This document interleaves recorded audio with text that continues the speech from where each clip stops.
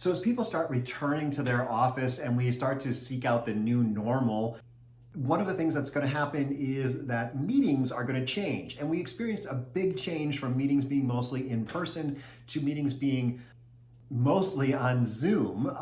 Zoom has really exploded during the COVID crisis, but we've gotten really used to doing meetings that way. So now we're going to experience another shift, and that is that some of the people are going to be in the office now, while another group of people are going to be on Zoom. So there's going to be a whole new way of running meetings, and that's what I'm going to talk about in this video.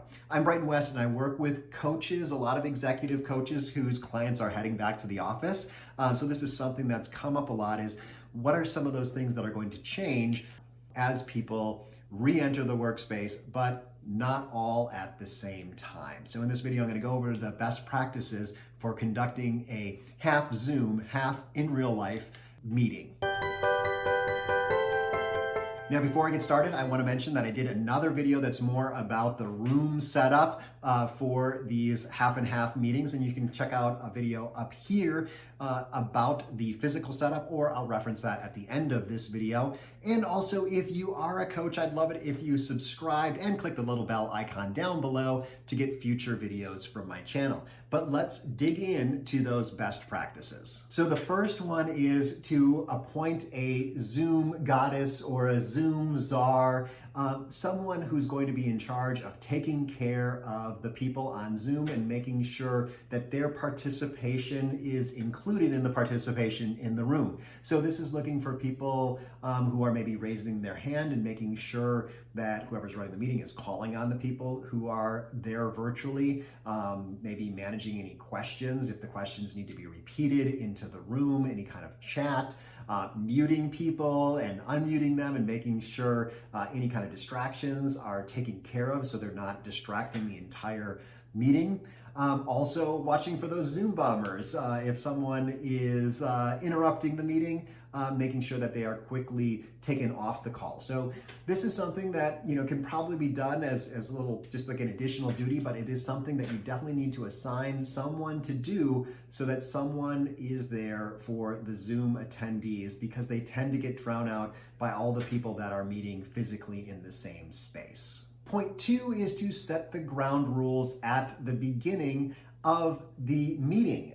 So really, saying like, respecting that Zoom goddess or Zoom czar, and making sure that everyone in the room does recognize that that person is going to interrupt every once in a while, because they are the advocate for all of the people who are online. And also, if you're running the meeting, setting the expectation that there is an equality between the people who are still at home and the people who are there in the office. Once again, it's very easy to have your voice heard if you're in the office. So making it clear to everyone at home and everyone in the office that the expectation is that those people participate at the same level and their voices are heard equally. Now, this one may seem a little woo-woo if you're very executive, but I think it's really important, and that is to have a stretch break at the beginning of your meeting, especially if you're going to have an hour-long meeting.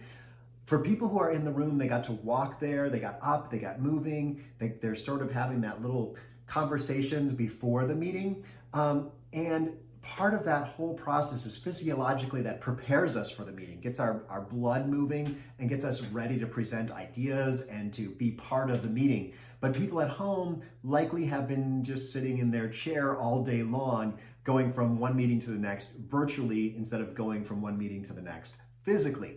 So just having a minute or two of a stretch break and just kind of have this expectation that everyone get up, everyone in the room, everyone at home, to just spend 1 or 2 minutes just getting their blood flowing so that they're ready to participate. And once again, establishes that everyone's an equal because everyone's doing the same thing. So point number 4 is something that should exist for all meetings, really, and that is to have an agenda in advance. But this is even more important for half in real life and half Zoom meetings. So what might happen is that you could, if you don't have an agenda, you come to the room and you start off with like, hey, what do people want to put on the agenda? The people who are there physically are going to have much more of an advantage to it influencing the agenda. And the second thing you might do is just hop over to the whiteboard and start writing out the agenda. But that's not very visible to the people who are there on Zoom just because of the cameras and whatnot. So it's best to be able to have an agenda, send it out to everyone, physical and virtual, beforehand so that everyone's on the same page about what will be discussed during the meeting. Now, this last one is something that applies to kind of,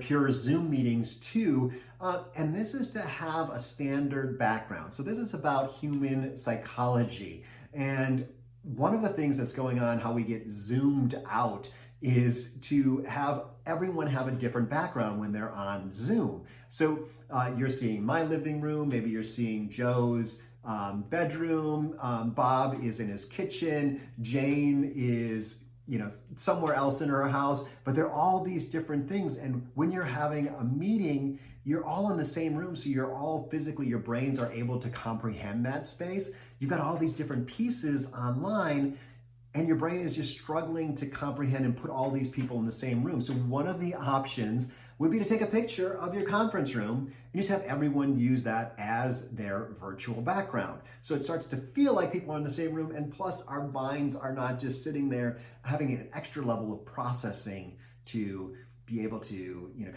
they're able to really focus on what's being said, not what's going on in the background. Also, we have to have a little bit of humility. So those people who are still working from home might have some distractions that pop up. My golden retriever has decided right now is the perfect time to have a nice long drink of water.